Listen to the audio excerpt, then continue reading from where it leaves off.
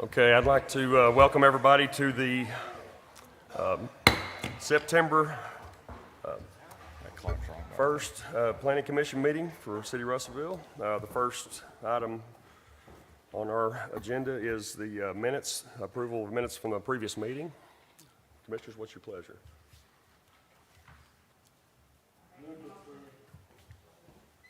Okay, we have a motion. Do I hear a second? Okay, we have a motion and a second to approve the minutes from last month's meeting. All those in favor acknowledge by saying aye. Aye. Any opposed? Hearing none, the motion carried. All right. We have item number one is large-scale development located, let's see, 300 Industrial Boulevard, submitted by Engineering Rigging. Sarah, you got a staff report for me on that? Good evening, absolutely. So this is a large-scale development, and as we go through, I may point out certain applications, since we are going to be doing the public hearing on the zoning code updates, certain applications that may end up being a staff-level review instead of being required to come to Planning Commission, and this would be one of those applications. They're doing a large-scale development, but as you see, they already have an existing building, and they are just proposing to add additional warehousing storage onto their site. So this would be allowed to be a staff-level review under the new regulations. If you guys move them forward, if we get through the public hearing, but I'm just going to point that out so that you can put some reality to what we're proposing with the zoning code. This is M2, heavy industrial, existing structure, as you can see from this aerial view. It is utilized by Engineering Rigging within the East End Industrial Park, which is located off of East Main. All of their access, as you can see, is from Industrial Boulevard. It is directly north of this property, so the triangle properties to the north are zoned C2, highway commercial. However, within this industrial park, you will find businesses such as Rockline Industries, Tyson, Americold, and you can see that there are still some vacant properties within the industrial park. It is subject to the current large-scale development regulations due to the size of the property and the size of the structure. Setbacks for industrial properties are 25 feet along all property lines, which the application has demonstrated. Sidewalks are not required in this zone at this location. Commercial building design currently does not exempt industrial properties. The applicant has indicated that the building will be a metal building similar to what is already built. However, the proposed Russellville zoning code provides exemptions for industrial buildings on industrial zoned properties. Therefore, under the proposed regulations, they would not need to meet commercial building design. So this application would be in alignment with the proposed updates that we'll be discussing shortly. Industrial sites are required to provide sufficient space for loading, unloading, and storing of all vehicles. Since this is an expansion of storage space and not office, there appears to be sufficient parking already available on this property. So it is staff's recommendation to approve this large-scale development as a result of the findings that the applicant demonstrates compliance with Article 2.13 of the zoning code. The application would be in alignment with the proposed updates for Article 3.20 regarding commercial building design, and the applicant demonstrates compliance with Section 7 of the Land Subdivision Development Code. Do you have any questions? All right, thank you, Sarah. Is there anybody from industrial rigging or engineered rigging that wanted to comment? Please, if you would step up to the microphone and identify yourself for the record, please.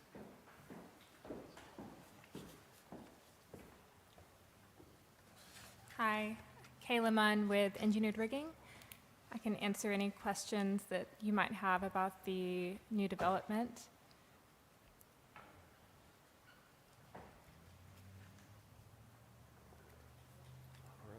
Looks like all minds are clear.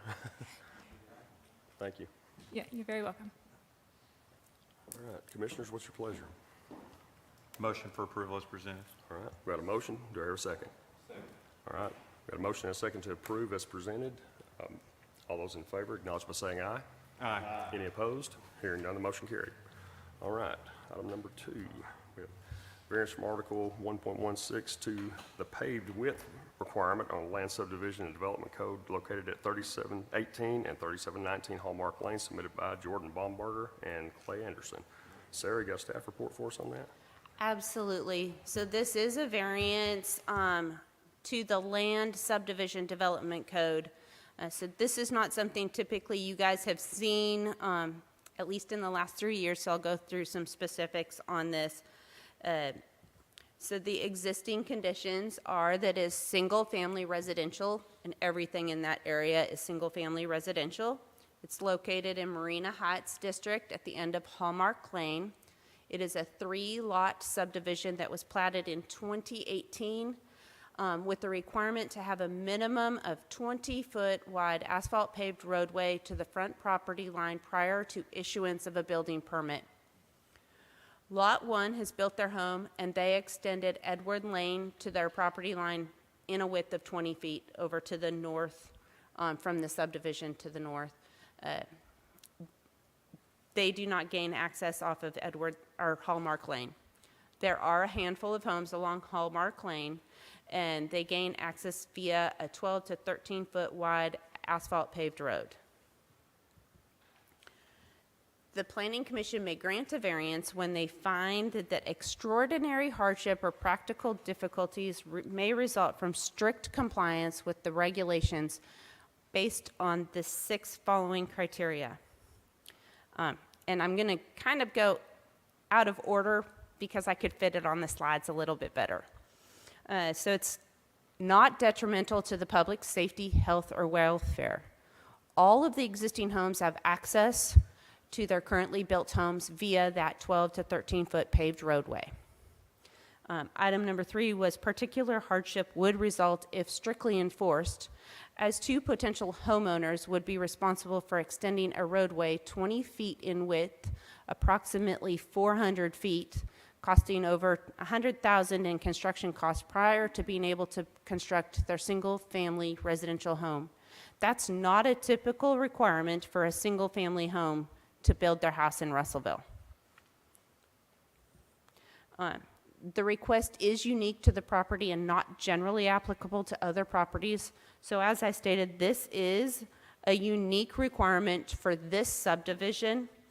And we can't really speak to why this condition came onto the plat.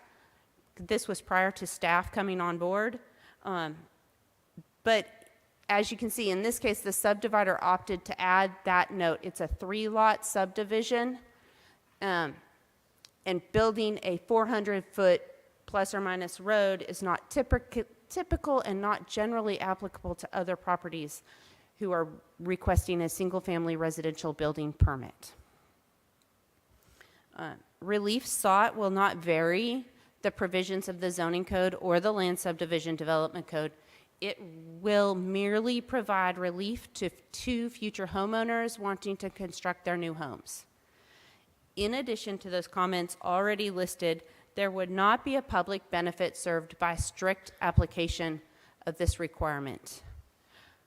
Public Works Engineering did have the following comments: that they would require a 2-inch asphalt drive in the same width of the existing road, that they would place a city maintenance sign at the end of the existing pavement section indicating that this is a driveway to their property versus a publicly maintained road,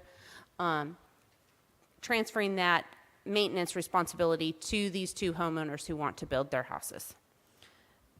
So staff does recommend approval of the application with the following conditions. The pavement width shall match the existing width of the road, which is between 12 and 13 feet wide. The pavement depth will be a minimum of 2 inches deep, so it does not have to meet the current road standards. It could just meet what is typical for a driveway. Pavement shall continue to the property line for lots 2 and 3 of Hill Valley Estates subdivision. A sign shall be placed that city maintenance ends where the existing pavement section ends. And if the subdivision is divided further, so if they divide these two lots further, or other properties in the area divide and include these two lots, this variance would not waive the requirements of the Land Subdivision and Development Code, if you do grant this variance. And that's as a result of the findings that the applicant has demonstrated that extraordinary hardship and practical difficulties would result from the strict compliance with these regulations. The purposes of these regulations may be served to a greater extent by this alternate proposal, and the applicant has met all other variance guidelines. Are there any questions?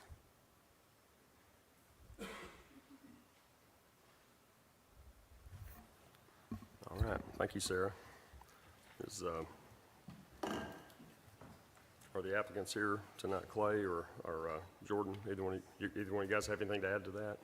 You good? Okay. Good with the conditions? I got a question for Fire Marshal. Turn your mic on. You knew that was coming. And you probably know what it is. He was eyeing me. I knew this was coming. Well, it's just public safety. It's my nature. What's going to happen with that 400 foot of road and you got an engine and a ladder truck running down that? How are you going to get them turned around? Well, that's a good question, and the 20 feet minimum is probably in its day was pulled from the fire code. That's your minimum fire apparatus access.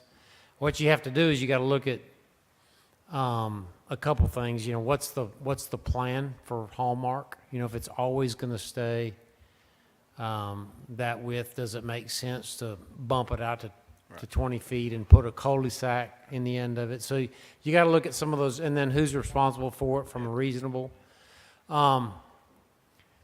Our main concern is whether it supports an imposed load of 75,000 pounds at least. So when I commented on it, and I'm like, this variance is fine with me. We would like to see that it supports the apparatus. We can get turned around, to answer your question, in the driveway. We do have some challenging areas sometimes that we have to be, but it doesn't, Right. You don't always want to require the citizen to fit the fire apparatus. Right. Sometimes what you want to do is you want to work with the citizen or the community. If I've got a lot of ups and downs like Eureka Springs, I don't necessarily want to level it just to fit Right. what I need, but I want to try to develop ways that we can still respond. So we wouldn't, in this case, require any type of, 400 feet, although that distance, if we had to back a distance, if we had to get in the driveway and turn around, we'll do it. You've been a firefighter, and you figure out ways to get turned around, but we didn't feel like that alone requires the homeowner to put that much expense in it, especially if we're not going to develop that whole street. So The reason I asked was like if there's a culvert that you have to go over to get in their driveway. I know in the past we've done that and we cracked the concrete. So if when you build that and you have a culvert, if you build it for that instance to handle a fire truck turning around in your yard, that was my main reason for that. right, and so our expectation, is does it handle the load of the truck coming in? Do we have to come in and pull into driveways on occasion? We are going to have to pull into driveways, and sometimes those are variables that on the front end you do try to handle those, but sometimes they're out of your control. 2:00 in the morning, sometimes we get massive rain, right? So what do? So there is in this situation, there's really no easy answer. What's the closest hydrant? how long are we going to have, are we going to have to lay a long, long line in? So then what do? Do you require the homeowner now to run an 8-inch line just to get water supply just for that person?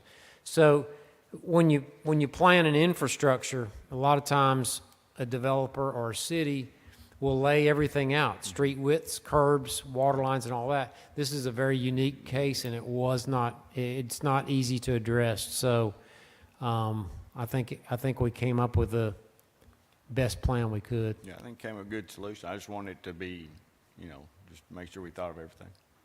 Yeah. Thank you. Oh, I believe you got to get into the, what's the roadway that intersects with that? Damascus. Yeah. Yeah, there's one on Hallmark. So you're going to have to come, whatever that distance is, plus 4 feet. You're going to, but again, we do have some areas in Russellville that are difficult. And so, as the guys go out and pre-plan areas, that's one of the things they think about. Thank you.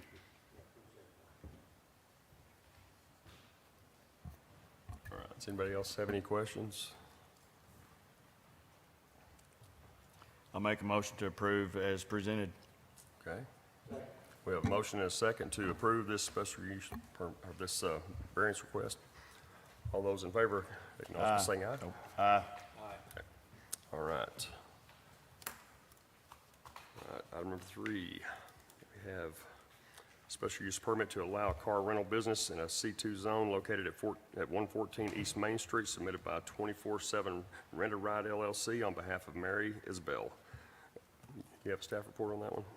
Absolutely. This is a special use permit for a car rental facility down at 114 East Main Street. So that's right there, just east of the intersection of Main and Arkansas. The existing condition is that this is zoned C2 highway commercial. It is spot zoned in the area, but is highway commercial. It's still part of the downtown district according to the comprehensive plan. It is east of Arkansas and south of Main Street, and there are a variety of businesses, and all the surrounding property is C1 commercial business. The proposed use is auto rentals and may be in line with other uses within this district. However, it's only permitted by special use given the unique character. The property has sufficient hard surface parking and appears to meet ADA requirements for access to the building. Prior to the business license issuance, the applicant will need to verify and confirm that compliance. The building is in visual harmony with the surrounding buildings, and it does meet the commercial building design requirements. There are sidewalks along the street frontage of the property. The parking requirements are met for an office or retail space. However, an auto rental business typically has rental vehicles on site ready for rental. And due to the existing retail and office spaces at the location, limiting the number of vehicles on site for rental would ensure that the other businesses at this location still have sufficient parking available. So we do recommend forwarding application to City Council for approval with the following condition: no more than 3 rental vehicles allowed on site at one time. And the applicant did state that they were okay with that, and they are here if there's any questions or comments. As a result of the findings below, the office meets commercial building design requirements. Current traffic routes are constructed in such a way to handle the traffic from the business, and public facilities already service this location. Are there any questions? All right, thank you, Sarah. Is anybody here from do you want to step up here and identify yourself and comment? We didn't have anybody.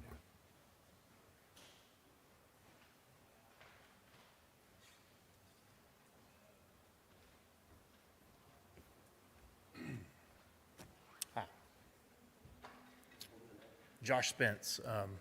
So, just a small business. We're rental car company. I can answer anything you guys need more intel on. I think we agreed to three. You say 3 spots right there in front. So, any other questions?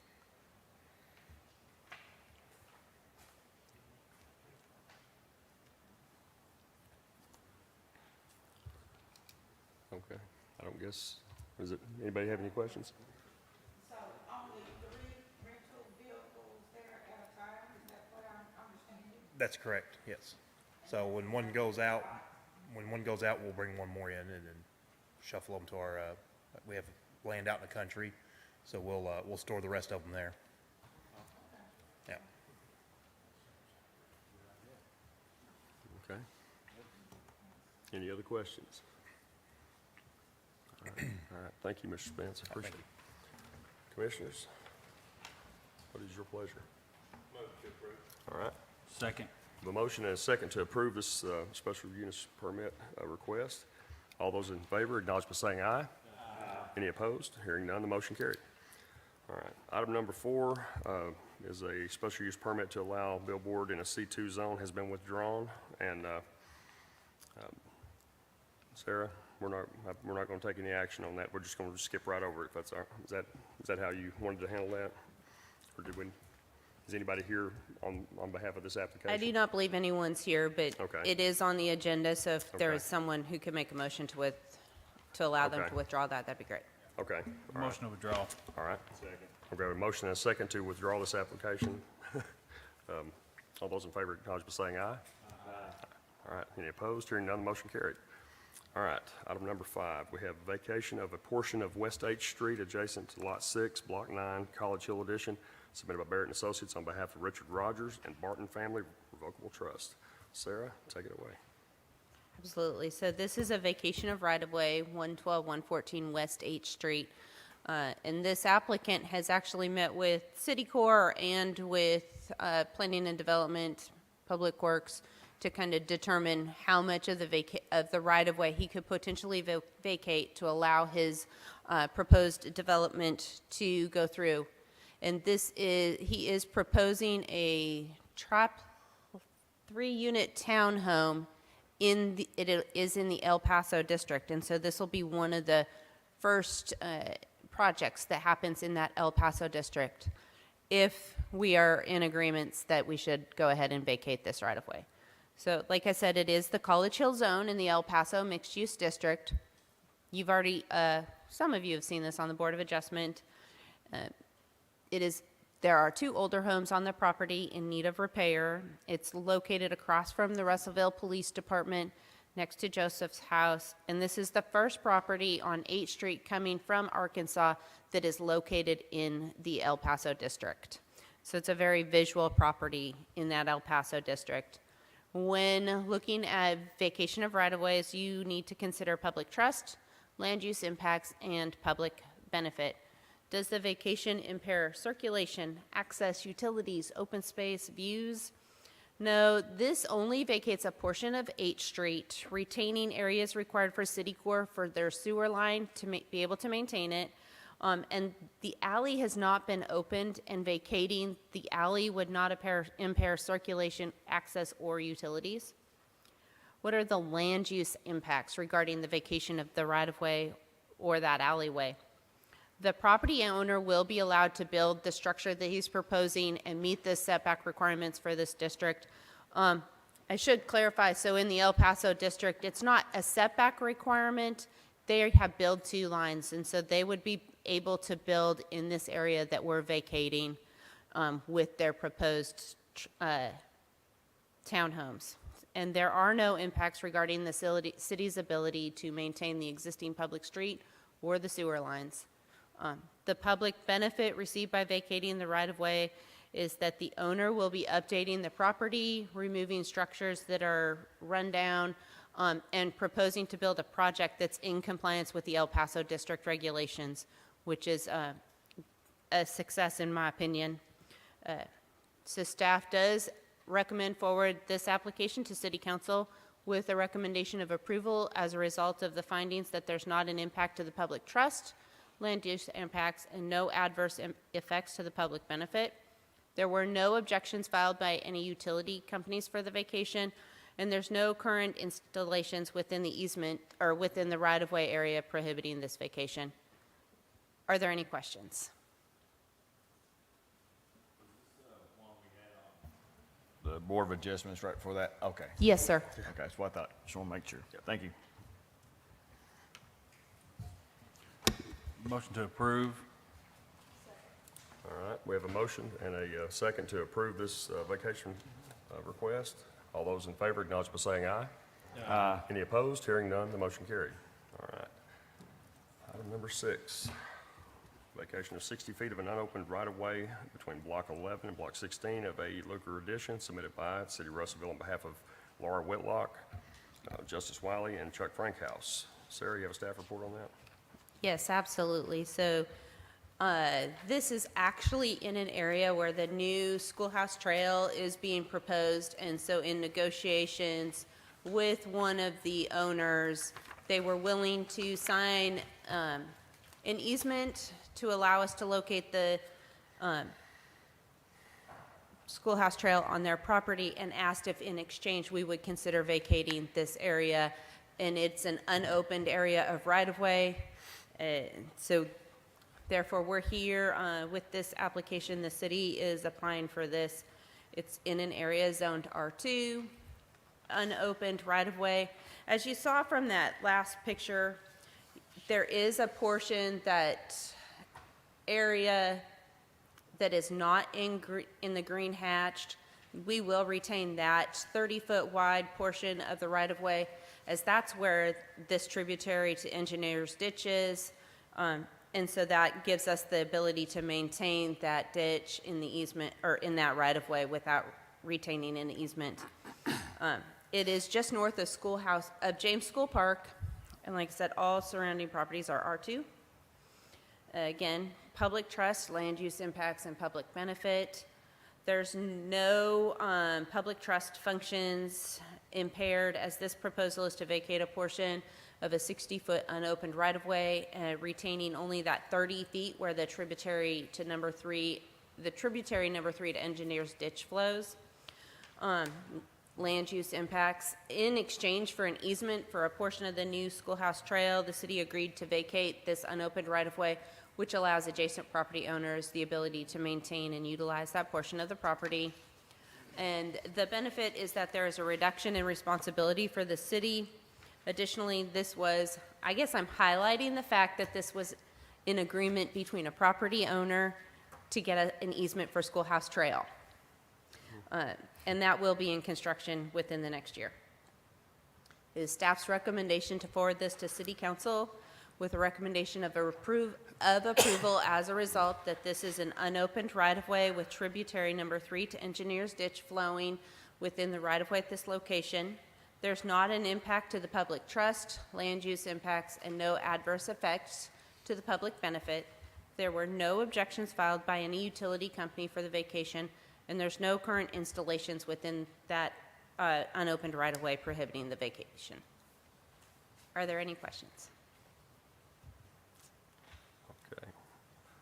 Well, Sarah, since the city of Russellville is the one that is representing these people, is there anything else? Is there anybody we need to call on here? Does anybody here want to speak on behalf of this? Or anything to add besides what Sarah has given her staff report? Speak now or forever hold your peace. Okay. All right. Thank you, Sarah. Commissioners, do you have any questions? What is your pleasure? Okay. We have a motion to approve. Do I hear a second?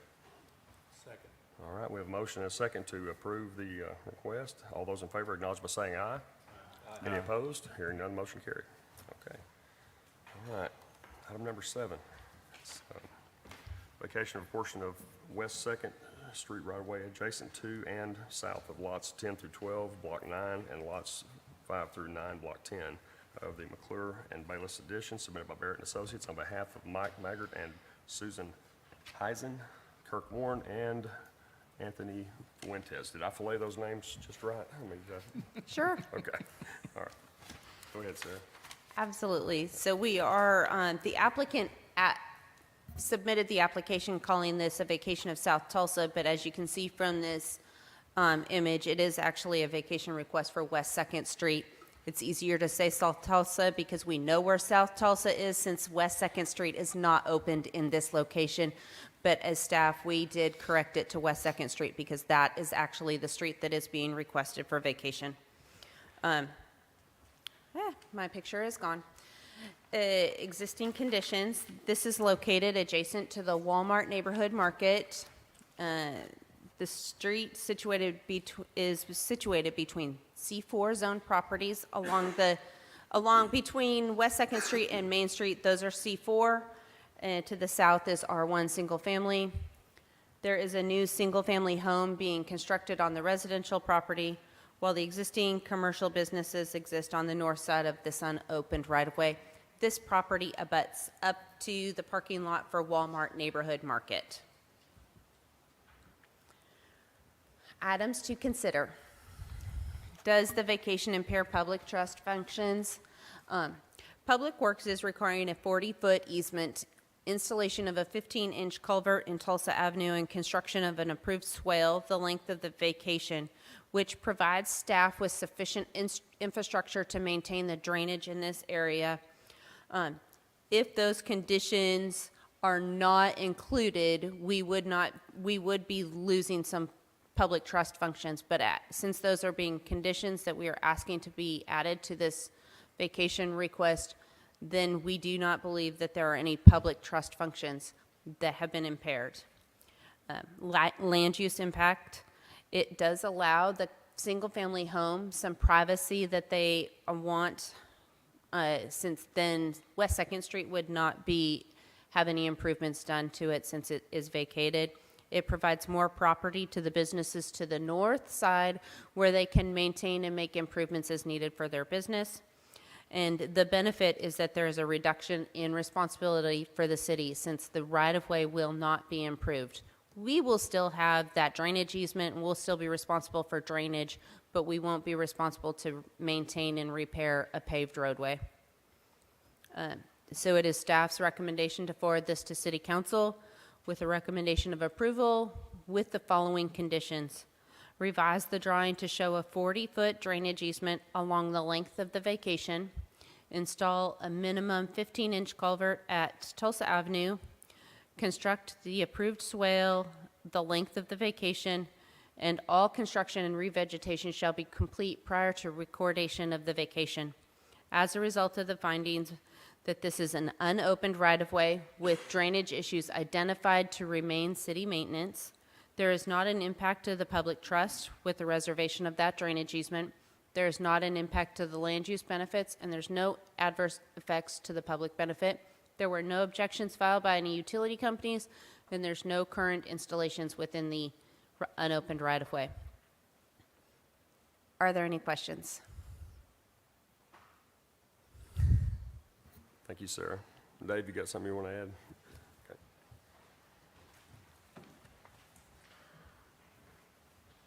So this is an area that's having a little trouble with drainage. When they built Walmart Neighborhood Market, it couldn't get into that box. The developer, Mike Maggart, built a house there for his daughter, and in the process of that, we were able to work with Glenn Newman at Public Works to allow Mike to clear all of the trees out so we could get a feel of what was going on back there. And it's all cleared. We've topoed it, and with cooperation in conjunction with Public Works and with Glenn, Glenn's going to do some part of the project with the ditch. We're going to do part of the project with the ditch. So we're partnering together to make this thing to work and get it to drain so that all of the parties there will have better drainage. And so I just kind of wanted to say that we've been very fortunate for Glenn to be able to help us with that and partnering with us in that respect. Okay. That's it. All right. Thank you, Dave.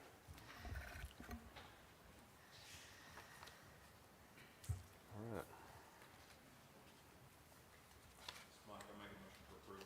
Okay. Commissioner Black made a motion to approve. Do I hear a second? Okay, a second. Commissioner Hatley. All those in favor, acknowledge by saying aye. Any opposed? Hearing none, the motion carried. All right, item number 8, rezoning of property C1 to C2 located at 128 East Main, submitted by Barrett and Associates on behalf of Mark Mobley. Sarah, you got a staff report on that one? Yes, absolutely. So this is a rezoning request from C1 to C2 at 121 East Main Street. This is located within the downtown commercial business district. It is one of the businesses you first see when entering the downtown commercial district from the East Main corridor. The overpass provides a clear dividing mark between East Main and that higher density commercial district and the cozy walkable downtown district that we have. It is located next to First Christian Church, which was listed in 2006 on the National Register of Historic Places. And although this is not within the historic portion of the downtown district, it is located in close proximity. It is adjacent properties are the First Christian Church, Burris, Into Market, a tax prep business, a mixed-use commercial business, and it is across from CVS Pharmacy. And now a rental car place, yes. Items to consider, future and current land uses, comprehensive plan recommendations, and value or income potential. So in consideration of future and current land uses of the area, this is part of the downtown district, and it is shown to remain in the downtown district as part of the future land use map. When reviewing this map application against the zoning map, there is one C2 zoned property in the area. However, that property is spot zoned and should not be considered when looking to add additional spot zoning. This property is not adjacent to that property or to a property zoned C2, so it's not a continuation of a zoning classification. It is surrounded by C1 zoned properties. If it is rezoned to highway commercial, all uses within the C2 zoning district could be applied to this property. And with this property being in such close proximity to the downtown district, one of the first properties you see when entering the district, not on the edge of a district away from main corridors, through the downtown district, it would not serve the public interest or the downtown district by rezoning this property. Considering the comprehensive plan, Reimagine Russellville 2040 comprehensive plan is a guide for decision making. It defines this area as downtown district. Parking for buildings may be located in parking structures or within the well-connected grid network of streets with on-street parking. The area has well-designed streetscapes and public spaces that vary in nature. Cars are parked and then pedestrians navigate the downtown by foot. The characteristics of this property on the main thoroughfare through the downtown, and that parking for this property is actually located within the right-of-way and not within the boundaries of the property. This property is more consistent with a downtown C1 zoned property than a C2 zoned property, and to remain consistent with the comprehensive plan and retain the fabric of the downtown district, it would serve the public interest best to retain the existing zoning classification. Items to consider is the last one is value or income potential of the property. Changing the zone from central business district to highway commercial would not really change the income or value potential of the property since both districts allow the existing use. The major benefit of changing the zone would be that the applicant may apply for an off-premise sign, which is the next application, which is not currently permitted in the C1 zone. As a result, staff does recommend that the commission deny this application as a result of the findings. If rezoned, this would be a spot zoning approval. All adjacent properties are zoned C1. The future land use map indicates that this will be downtown district, and the proposal does not align with the Reimagine Russellville 2040 comprehensive plan. Are there any questions? Okay, thank you, Sarah. Dave, I know you guys comment on that one.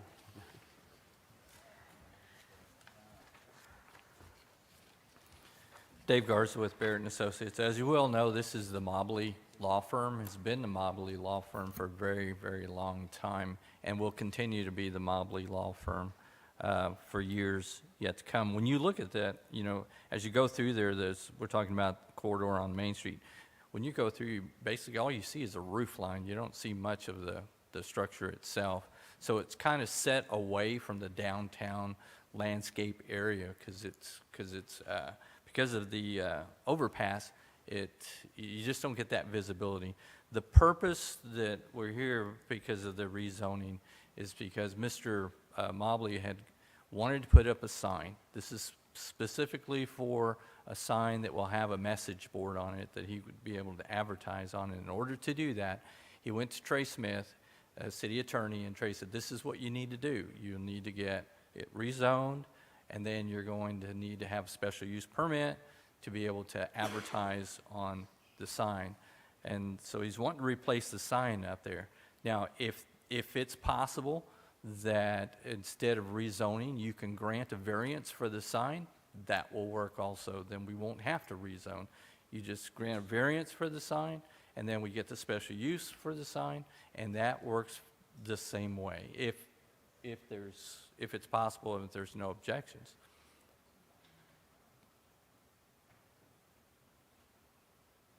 Thanks, Dave. Commissioners, does anybody have any questions? I have a question for you. If this is about the sign, how big is the sign? What does the sign look like? And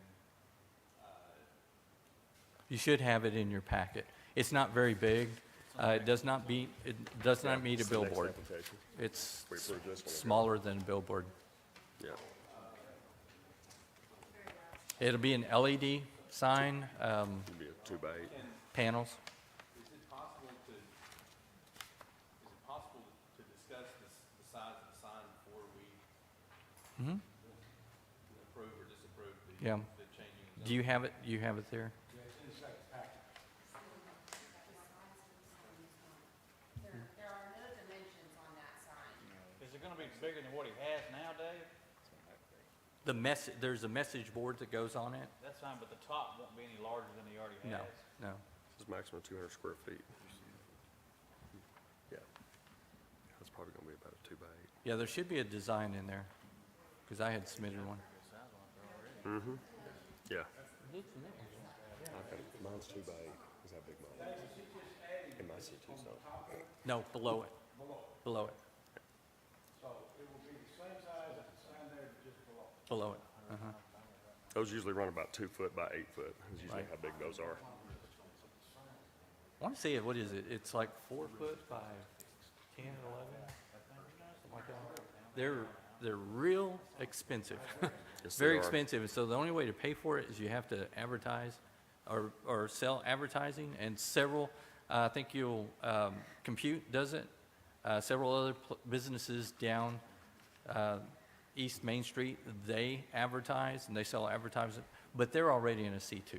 Much to Lamar's Yeah. dismay. Yeah, I must so- say. All right. Yes, sir. Go ahead.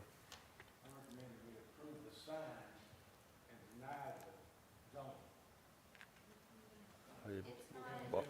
Well, no, It's not permitted in a C1 zone. That's why So the only way for them to do what they are proposing is to be allowed to spot zone to C2. the only way we can move to the next item is to approve the C2. The only way to do this is through granting of a spot zoning. Yeah. So Dave, or Sarah, there's not a way to look at a variance on this to allow for a sign in the C1. Not in the C1 zone, no, because the it's table. not permitted. Yeah, it's not on the table for permitted uses. C1. You can have a freestanding sign in a C1, but you can't have this. And it's a freestanding sign. It's just advertising. Yeah. Yeah.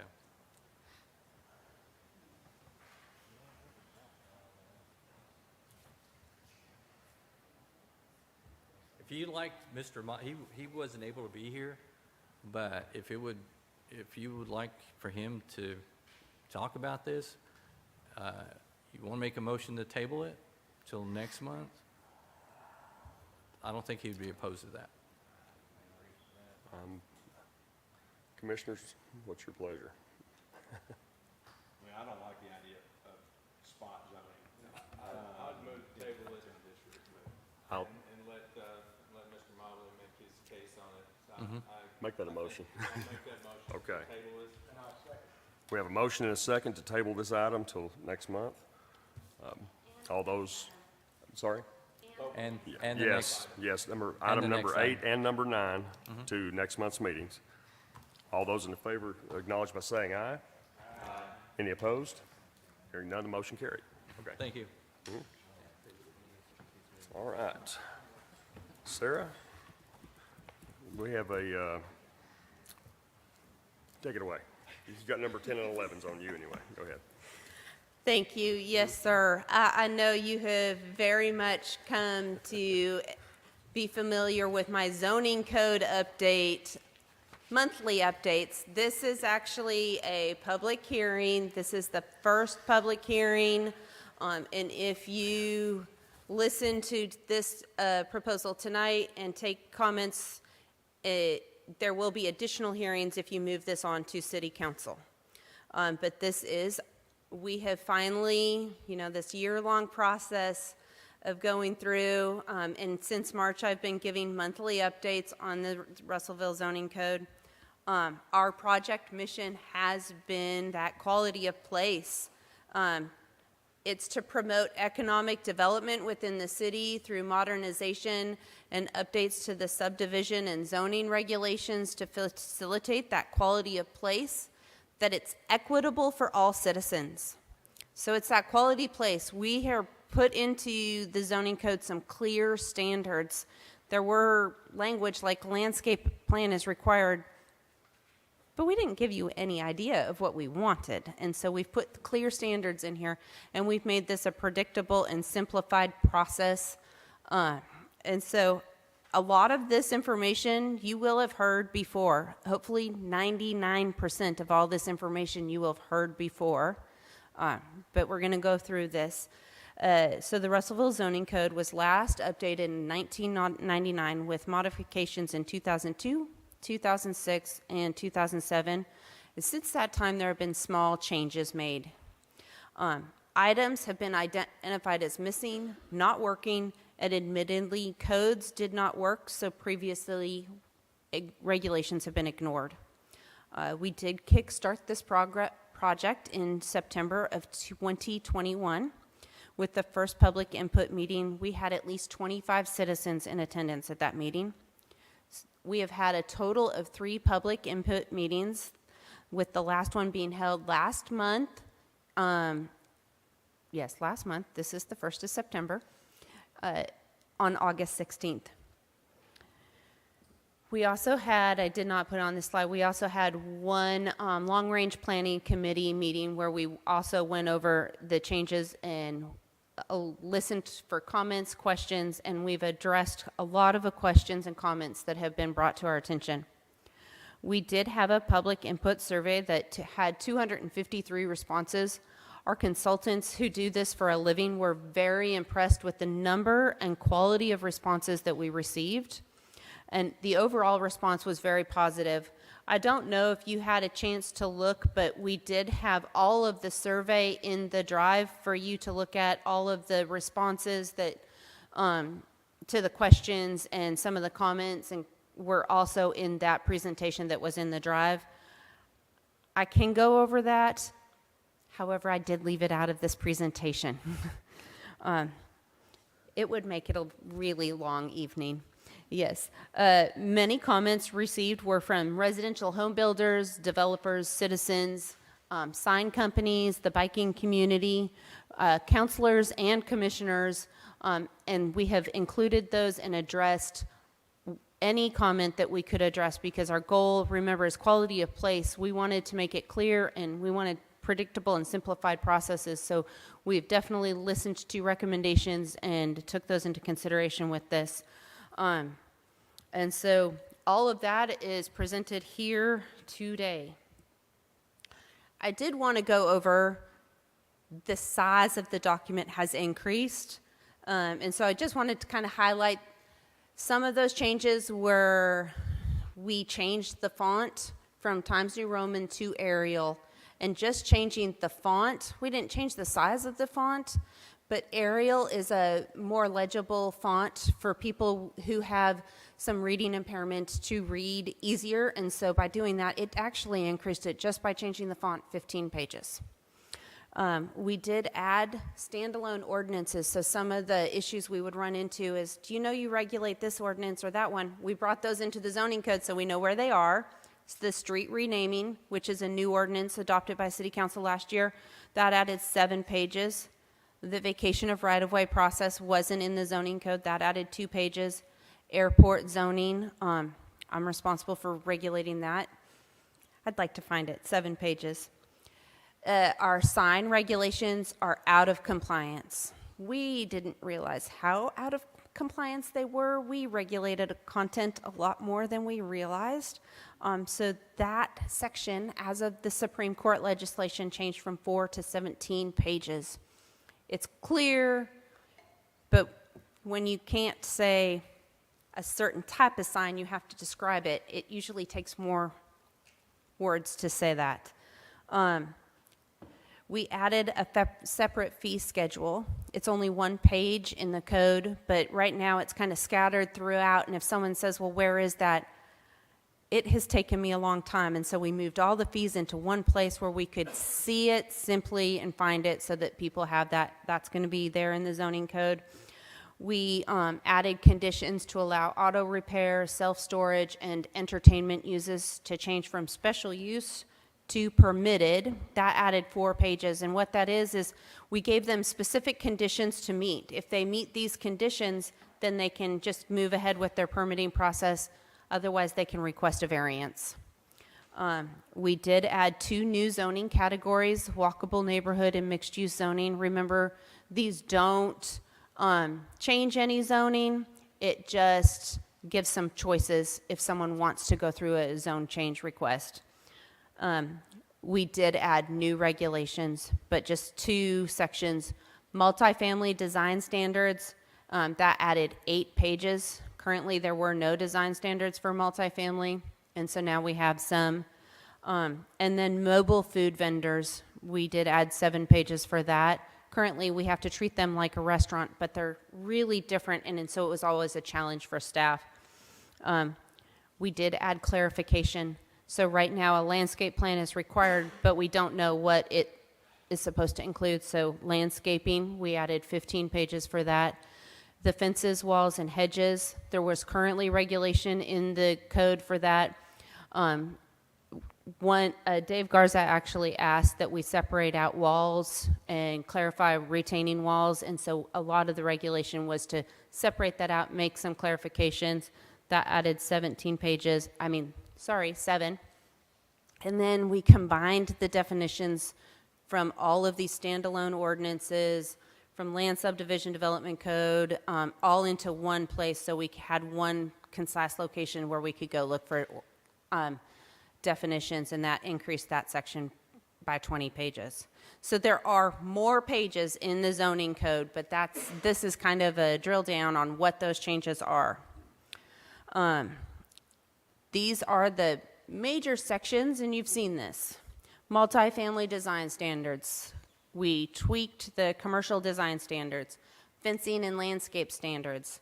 The project type process, we added the clarification, application group 1, 2, 3, and 4, so you knew exactly what process you would be going through when you applied. We've updated the use table. We have updated the area and setback table. They were kind of scattered throughout the code, and now it's on one concise table. Walkable zoning, mixed-use zoning. We modernized the parking and sidewalks. Again, mobile food vendors and the signs. And I'll try to go really quickly through all of this, but only because I know you have seen most of this before.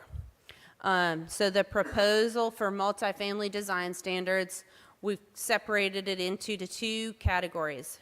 And we're talking here for 2-family, 3-family, or 4-family buildings on one lot. So if you're a duplex and you're building a duplex on one property, that is not implicated by these multifamily design standards. It's when you get more units on one piece of property. Facade materials and articulation, and then site planning, just simple site planning. Where's the trash going, screening, the variation in the facades, driveways, parking, garage location. And then when you have buildings 5 or more attached units, we've got the building design, the facade materials and articulation, entrances. It's a little bit more because these, when you have 5 or more units, attached units in a building, you're usually talking about a larger apartment complex. So you've got a little bit more design that you need to do on the front end, thinking about it, site planning, building placement, pedestrian access, parking, dumpster enclosures, and amenities. So that's what is included in our multifamily design standards. I did want to point out, so we've talked about small scale multifamily. As you can see, Lot A and Lot B in this design, they're a duplex on one lot. We currently get those in Russellville. There are no changes to those. They can still build their duplex with their 45-foot driveway, no changes. But we've allowed some creativity. So you can see like Lot C and Lot D, they share a driveway access, and you've got same size of the lot, just different configuration. They can do 2 duplexes on one property or a triplex, rear parking, and just allowed for creativity. But if you want to build a duplex on a single lot, you can still absolutely do that. And I did want to point that out because that is a lot of the construction that we have in Russellville, and our intent was not to make anything harder for those residential home builders. Proposed commercial design standards. So we have commercial design standards, facade materials. We added some articulation requirements, utility screening, equipment screening, site planning. These are already things they have to do, just clarified it. Then we added some language to state that it's applicable to new commercial and some additions to exterior. And it's not applicable to interior remodels. Right now it's unclear. There were no thresholds. And so if you have a commercial structure and you were doing a small addition, less than 20%, you would have, if you were reading through, you would think that you have to meet the commercial design standards. Well, this says that if it's an addition up to 20%, then you do not need to meet the commercial design standards. So you can take your site, you can do an addition less than 20% and not come into compliance. But if you're more than 20% addition to your property, then you would have to come into compliance with these regulations. Trying to clearly define what the threshold is and give a lot of flexibility. You want to make improvements to your site and it's an internal remodel, you don't have to come into compliance. And so we heard those comments and definitely included those here. And then we also allowed that exemption. You guys heard the large scale design earlier. That in that report, we said, well, under the new regulations, it's an industrial building on an industrial site, and it would not need to come into compliance with commercial building design. Right now, that's not the case, so we added that exemption in there to clearly state that. Landscape standards. We have specific regulations regarding types of landscaping required based on the types of use and zoning. We do have a recommended tree list. It's not in the zoning code. It is a document that the city will have available on our website for people to look at if they want to use or look at what recommended trees they have. And remember, it's the quality of place. What do we want Russellville to look like in the future? So we have these 2 diagrams. This is your commercial residential interaction, your industrial residential. There is a requirement for a residential to have one residential tree. But as you'll see, most of the requirements are commercial or industrial. There is the buffer between industrial when it's adjacent to a residential property, and same with commercial when it's adjacent to residential property. If it's adjacent to commercial, like Lot A and Lot B on the commercial site, you'll see that there's no buffer requirements. They can have shared access ways. There's no trees required in between the two sites, but there are trees required along the frontages and some in the parking lot. I did receive a comment just today from Dave Garza saying that the developers do not like the 10 parking lot space, and we talked, and we have actually made a change just today to make that 16, every 16 parking spaces you would need a landscape tree island, and I believe they are amenable to that based on the conversation that I had just today.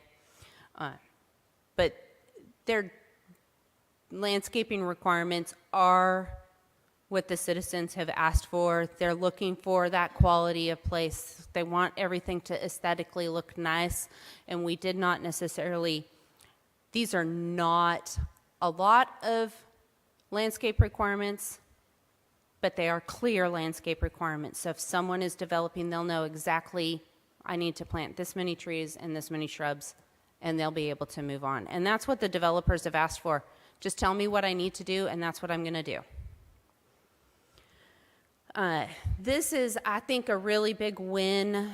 This is in the zoning code, this table specifically that says who the decision body is for the application. So if you know that you're coming in for a site plan review, that's a group 2, and you have the decision body is city staff.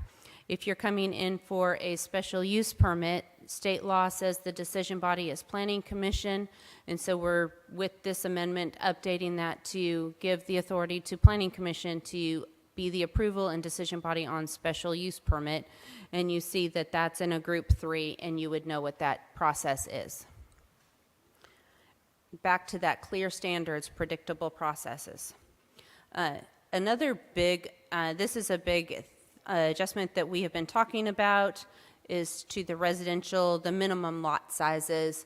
We have reduced lot sizes, we have reduced setbacks, giving a lot of flexibility, making it clear if someone wants to build a townhome, what those requirements are, because in our current area table, it says you can build a townhome, but your lot has to be, and I forget off the top of my head, but like 30 or 40 feet wide is the minimum, so it makes it very difficult to build a true townhome. And so we've allowed a lot of creativity and a lot of flexibility for developers with this.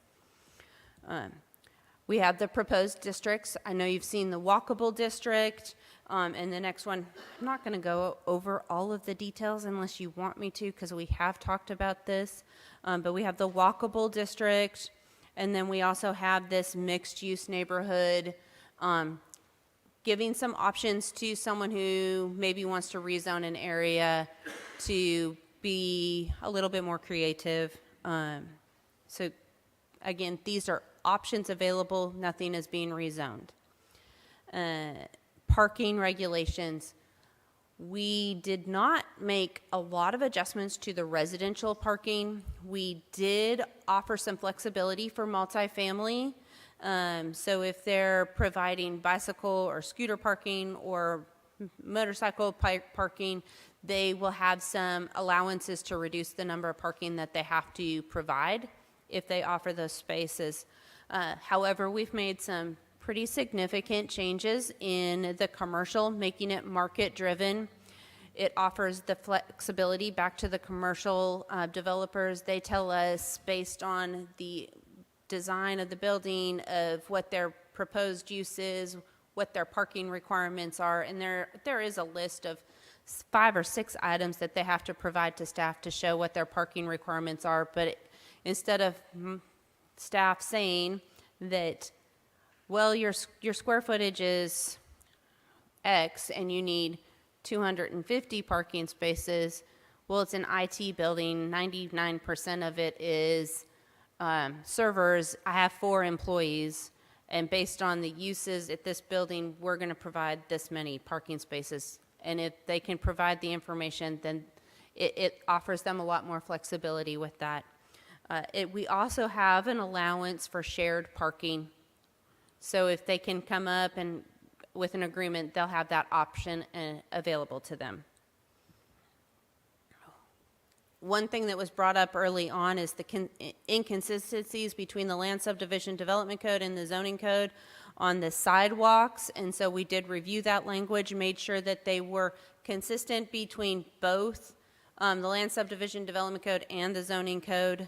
And then we also added some clarification specifically for residential. So if there's no sidewalks within 300 feet of a property who wants to build a single family or a duplex, or the sidewalks are in disrepair and the city engineer has said, we're not going to be repairing these, then sidewalks aren't required. So we did add some language to give some flexibility there.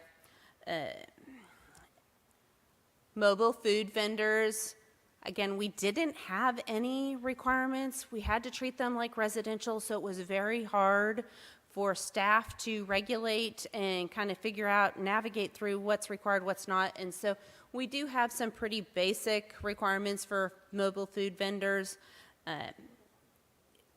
based on how many vendors you have. So less than 3 is small scale. It's pretty insignificant. Once you have 4 or more food vendors, you have a little bit more requirements. The biggest requirement there is if you have 4 or more food vendors, then you would have to come into compliance with the landscaping requirements. The signs. So we had to change the sign code. This was identified Supreme Court legislation back in 2015, 2016 changed, and we've been out of compliance since then. Some more regulation came through in April of this year. And so there's probably going to be more litigation on signs, and we may not always be in compliance, but I can tell you that right now, the way it's drafted, we are in compliance even with the latest Supreme Court rulings in April of this year. So we added clarification on sign types and allowances, size and height restrictions, and we did allow modernization. We're encouraging modernization. Sarah, I do have a question real quick. Yes. How are we lined up with like other cities of our size as far as the signs, the sign regulation? Are we behind, ahead, or is that what we're trying to fix? Based on my conversations with our consultant, we're right in line with a lot of what other jurisdictions are doing regarding signs because everyone is out of compliance. So a lot of places are trying to get into compliance and revise their zoning regulations. So I don't know if we're ahead or behind the curve. I think we're just kind of in the middle catching up with these sign regulations. But we did try to clarify it. We spent a lot of time after receiving the sign regulations actually driving around town going, well, is that going to make that, that might be out of compliance. The one I think of the most is the double post and pylon signs. The consultant, based on their information, had actually separated out pylon signs and double post signs and really limited the double post signs. 99.9% of our double post signs in town would be out of compliance. And we said, it's not going to work for us. And so we combined them and left the regulations for the pylon signs because that's what our double post signs meet right now. And so this code that is proposed for signs is in compliance, and we've spent a lot of time making sure that we're not making signs that are currently in compliance automatically out. I think 99% will be in compliance with what we're proposing here. It's signs. So thank you for listening to me. Thank you for enduring the months of updates to the Planning Commission. Staff does recommend forwarding this to City Council for approval as a result of the following. This proposal aligns with the Reimagine Russellville 2040 Comprehensive Plan. It does position the city of Russellville to encourage economic development. It facilitates quality of place. It creates clear and predictable standards and processes, creates a modern zoning code reflective of current technology, and changes recommended are a result of codes that were previously ignored and/or items that did not work. Are there any questions? I have one question on the sign, code sign of it. Yes. You made mention, I know there's some stuff that's coming there, a lot in there about sign maintenance, and our ability to enforce that. What is, where I guess the city's ability to enforce that? Maybe summarize that just real briefly. So right now, there's no regulations on on maintenance of signs or taking a sign down if it's no longer maintained. And we did include language in the sign section that says it does have to be maintained, no bare bulbs. And so if a business goes out of business, if they just change the facing to be a plain facing, they're going to be in compliance. They don't have to take the sign down, but if they're not repairing it and maintaining it and it becomes a dilapidated state of a sign, then we do have verbiage in there that does allow the city to enforce on that.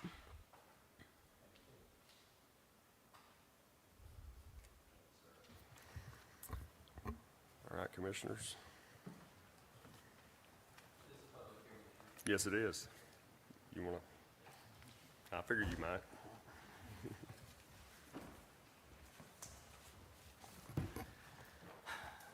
David Garza with Barrett and Associates. This is pretty much this is the zoning code, and this is the land subdivision development code. I've recently just got the whole packet. I appreciate the staff sending it to me. I got the land subdivision development code Thursday, and then the zoning code yesterday. That's a lot. There's no way I could get through this thing. And I've been looking at some of the stuff periodically, and then a couple of the sections, Victoria was gracious to get to me a couple of weeks ago, the separate ones, and we went through that. I went through that and found a couple of concerns. Then I contacted Sarah today, and we had a great 2-hour meeting with those concerns. We went through it.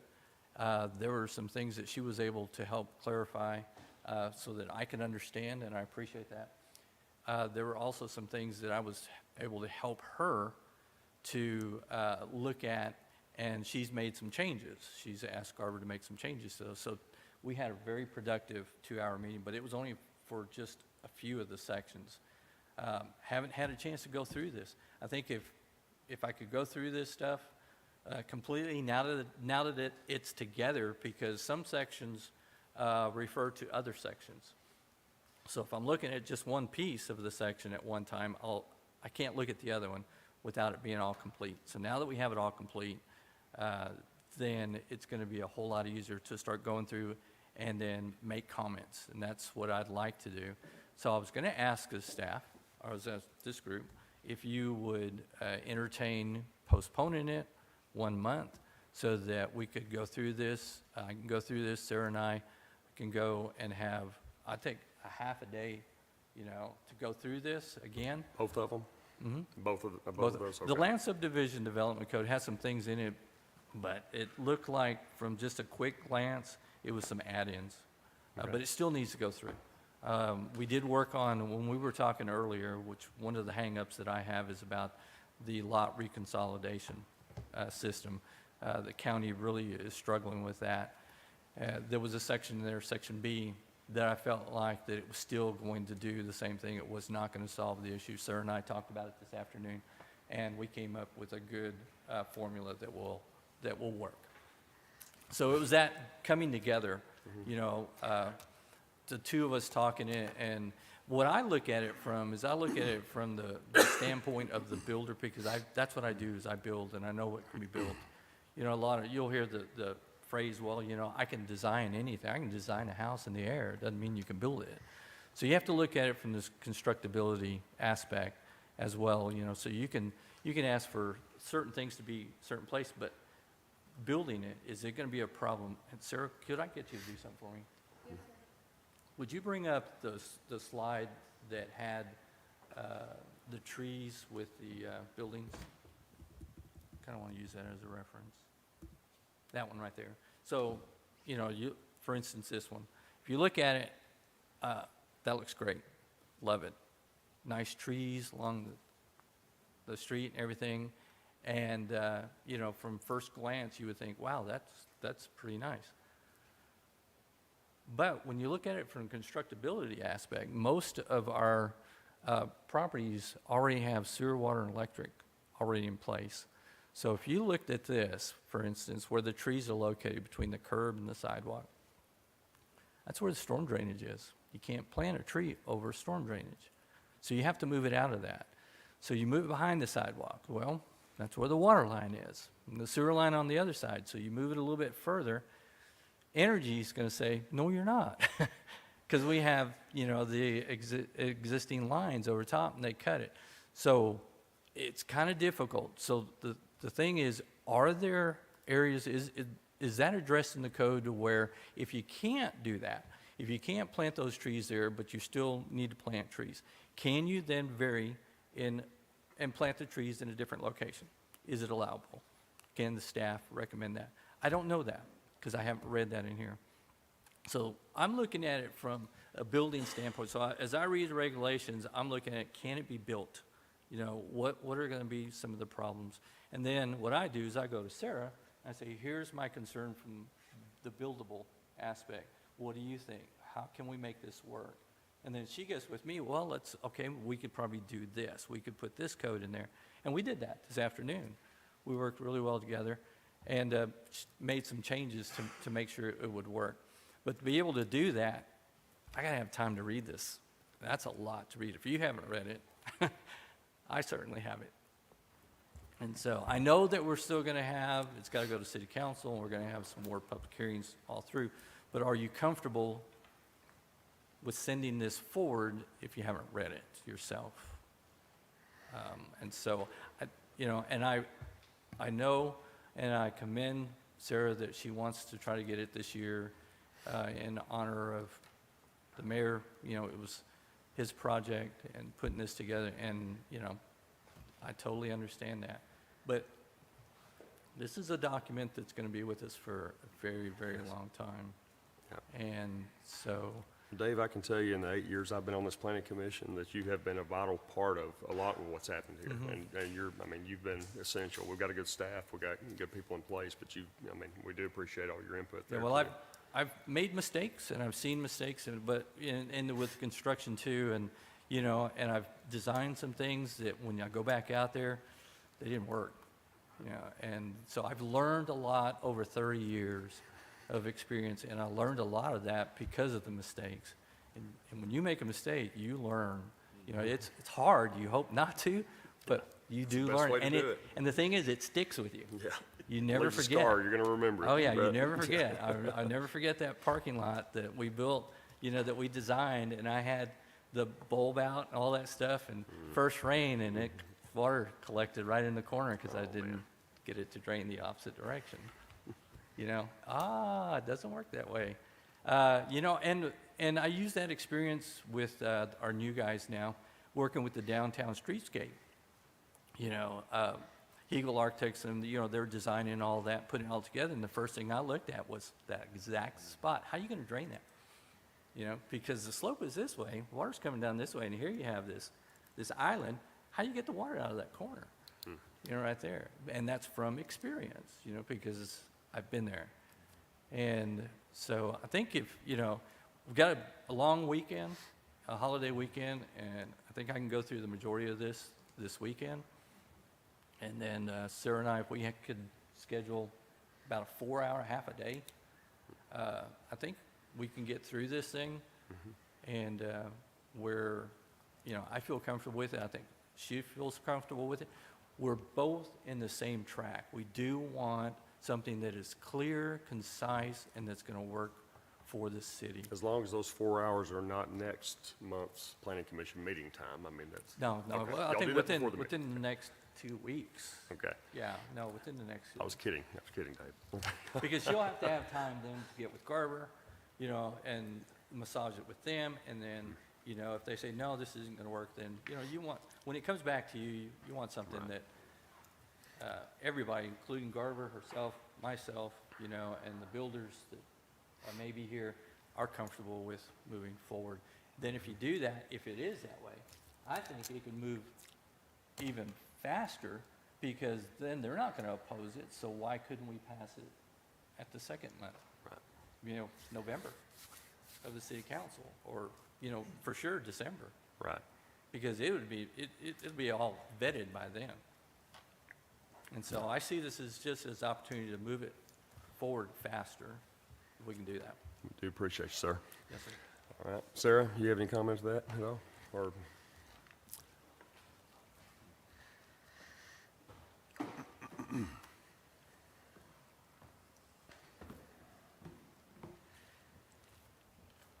I'm not sure I have any comments. We've been working on this for a long time. A lot of these sections, the landscape, commercial, they've been available, been going over, asking for comments. I think the code is in a really good position. We have made a lot of corrections. We've made a lot of adjustments that are really needed in this community. I do think it will encourage economic development if we are able to move this forward. Staff still recommends moving this forward, but we will do whatever you choose. We could even do, if we could meet early next week, obviously not Monday, because I won't be here. But we could do a special called meeting and see if we could do a late agenda item to the September council, but I don't know that council would support that. Our agenda items do need to be to Gina tomorrow, so I don't even know if we table this. We're definitely looking at October for city council. Very doable to get this adopted this year, October, November, December, if there's no delays. I will leave it in your decision authority, but staff does retain our recommendation. okay, thank you, Sarah. All right, does anybody have any questions for Sarah? I have a question, and maybe a comment to this, would come back to the commission. If Sarah, you and David are in agreement as to what you went over a portion of the code before, if you both are in agreement going forward, then I have no issue with holding that. If you can both agree on it going forward, then I guess what I'm, it has to be presented to get on the agenda for the council.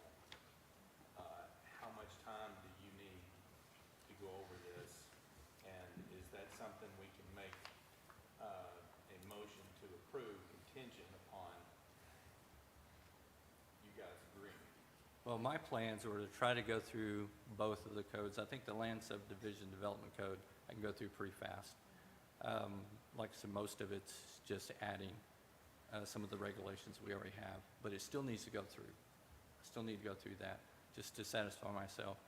The zoning code, we've already worked on 5 sections of it, and I just want to check everything else, because there's a lot of things that change in there to make sure that it flows with all the different sections. And my plan was to try to get all of that done this weekend, this holiday weekend. And then Sarah and I could get together next week sometime, and it took us 2 hours to do that. This would take us probably 4, maybe. And I will say that the changes that Dave was asking for today was, like I mentioned in my presentation, from 10 parking spaces, and then a landscape he wanted, I will say he wanted 20 and then came back to 16 parking spaces and then a landscape island. So we've made some concessions. We did make an additional update in the Land Subdivision Development Code for site planning, site plan review to make sure that we're moving forward on the property boundary verification process that we've talked about. Don't forget the ice cream Another, truck. what? The ice cream truck, don't forget the ice cream truck. I don't remember on that one. There was another, he wanted a word added. So they've been really small corrections. There haven't been major corrections, and Trey could correct me if I'm wrong. I don't think the corrections that he's making, even if we do move this forward to city council, would cause it to jump from a first or second back to a first reading. Since they're just little adjustments to the verbiage. Like 10 to 16.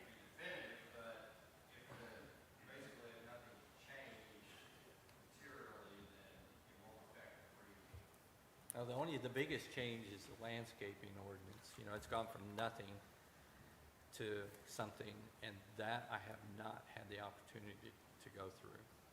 And so just, you know, from what I've discussed with the layout here, you know, are there provisions to be able to make changes to vary from what's being requested because of existing conditions?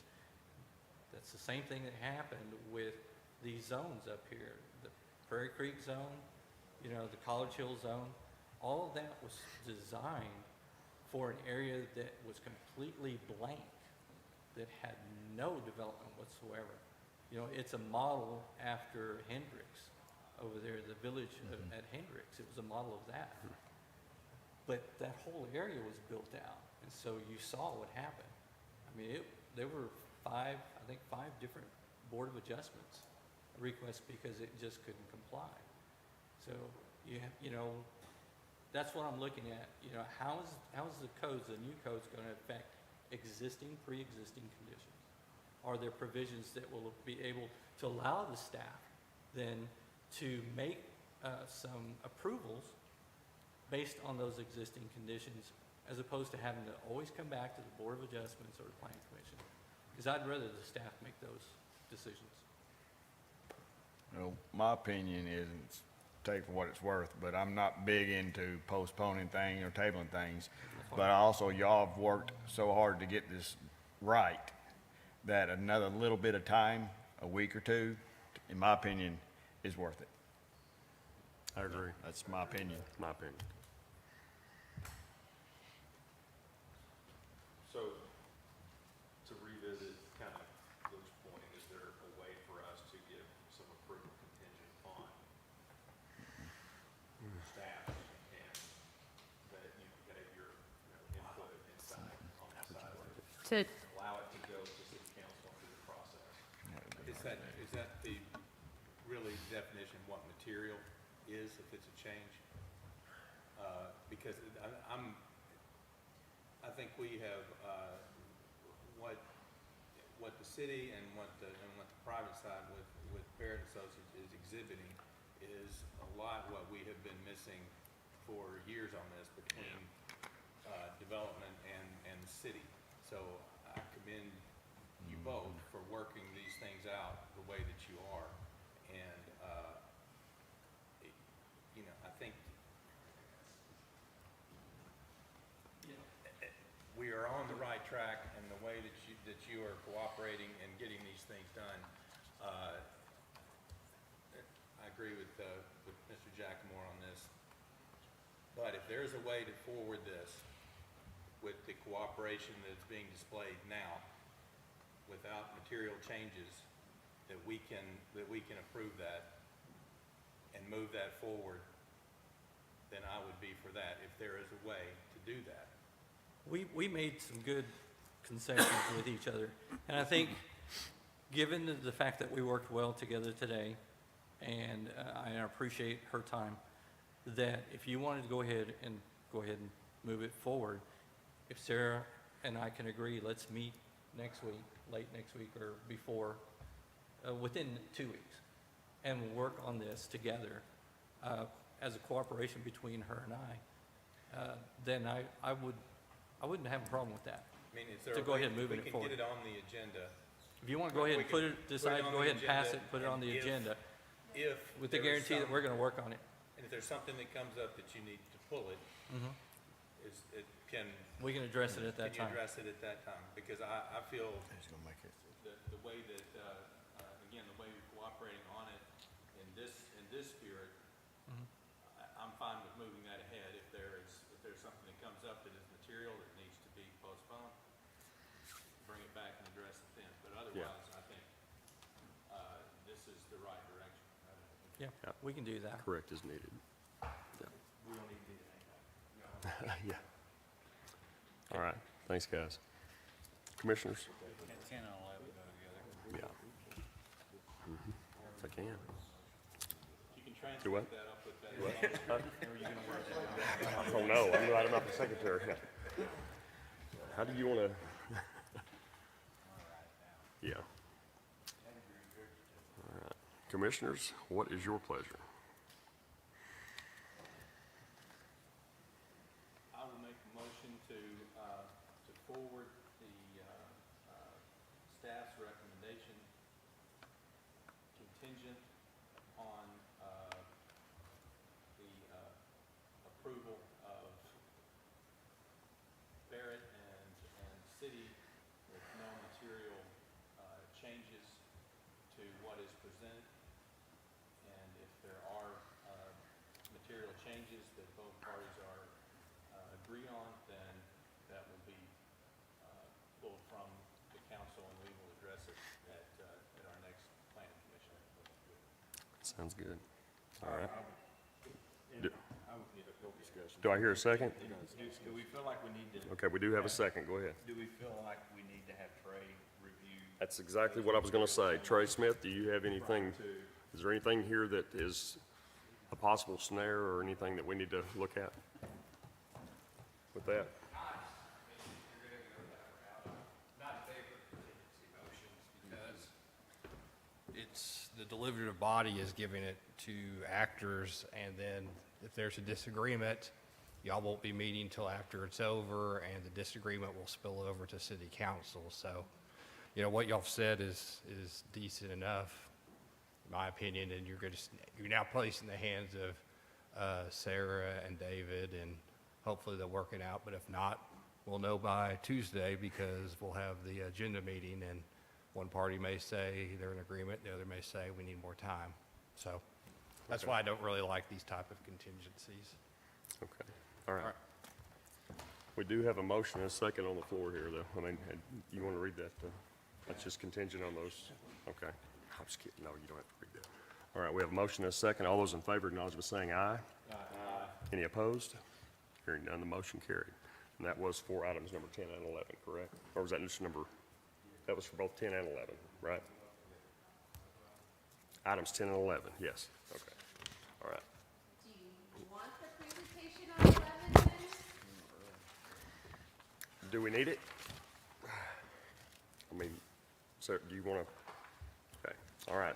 If we have no other business, we are adjourned.